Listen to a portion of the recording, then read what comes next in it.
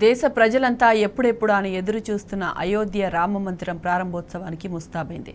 రాముడి ప్రాణ ప్రతిష్టకు సుముహూర్తం దగ్గర పడింది. కన్నుల పండువగా జరగనున్న ఈ వేడుకను తిలకించేందుకు ప్రజలంతా ఉత్సాహంతో అయోధ్యకు చేరుతున్నారు. మరోవైపు ప్రాణ ప్రతిష్టకు అధికార యంత్రాంగం అన్ని ఏర్పాట్లను పూర్తి చేసింది.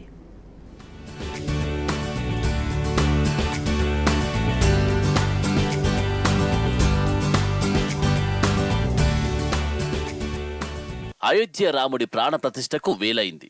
ఇవాళ మధ్యాహ్నం 12:20 మొదలై మధ్యాహ్నం 1 గంట వరకు ప్రాణ ప్రతిష్ఠ కార్యక్రమం ముగియనుంది. రామ మందిరంలో బాలరాముడి రూపంలో శ్రీరాముడు కొలువుదీరనున్నాడు. ప్రధాని నరేంద్ర మోదీ సహా 7,000 మందికి పైగా ప్రముఖులు అతిథుల సమక్షంలో ఈ మహత్తర కార్యం జరగనుంది. ఈ కార్యక్రమ ప్రత్యక్ష ప్రసారాన్ని లక్షల మంది టీవీలు, స్మార్ట్ ఫోన్లు, ట్యాబ్లలో వీక్షించనున్నారు.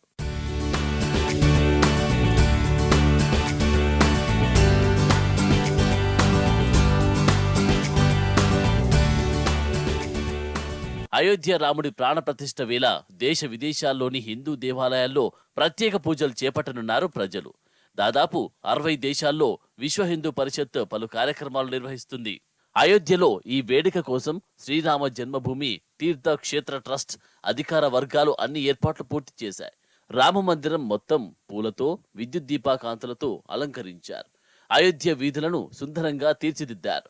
దేశంలోని 14 జంటలు ప్రాణ ప్రతిష్ఠ కార్యక్రమంలో పాలు పంచుకుంటున్నాయి. ఇప్పటికే ఈ నెల 16 నుంచి ప్రారంభమైన వేడుకలు మంగళవారం వరకు కొనసాగనున్నాయి.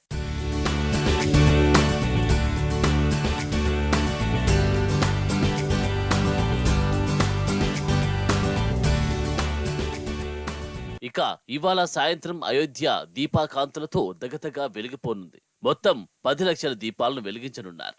రామ మందిరం సహా నగరంలోని దాదాపు 1000 ఆలయాలు ఈ దీపకాంతులతో వెలిగిపోనున్నాయి. ఈ దీపోత్సవాన్ని ఉత్తరప్రదేశ్ సర్కారు నిర్వహించనుంది. ఇక ప్రాణ ప్రతిష్ఠ అనంతరం మంగళవారం నుంచి బాలరాముడు సాధారణ భక్తులకు దర్శనమివ్వనున్నారు.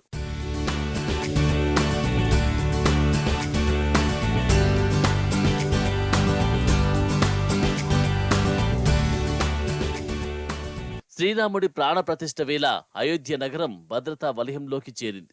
దేశంలోని అత్యంత ప్రముఖులు రానున్న నేపథ్యంలో అధికార వర్గాలు భద్రతను కట్టుదిట్టం చేశాయి. మూలమూలన పోలీసులు జల్లెడ పడుతున్నారు. అయోధ్య వైపు వచ్చి అన్ని దారులను మూసేసి అనుమతి లేని వారిని నిలువరిస్తున్నారు. జైషే మహమ్మద్ హెచ్చరికల నేపథ్యంలో భద్రతా బలగాలు మరింత అప్రమత్తమయ్యాయి. నగరంలో బహుళ అంచెల భద్రతా వ్యవస్థను ఏర్పాటు చేశారు. ప్రజల కదలికలపై 10,000 సీసీటీవీ కెమెరాలతో నిఘా పెట్టారు.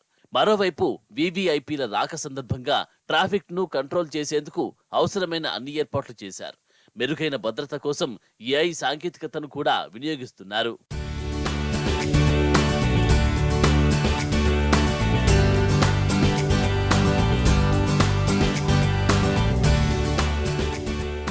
మరోవైపు అత్యవసర వైద్య సిబ్బందిని కూడా అందుబాటులో పెట్టింది ఉత్తరప్రదేశ్ సర్కార్.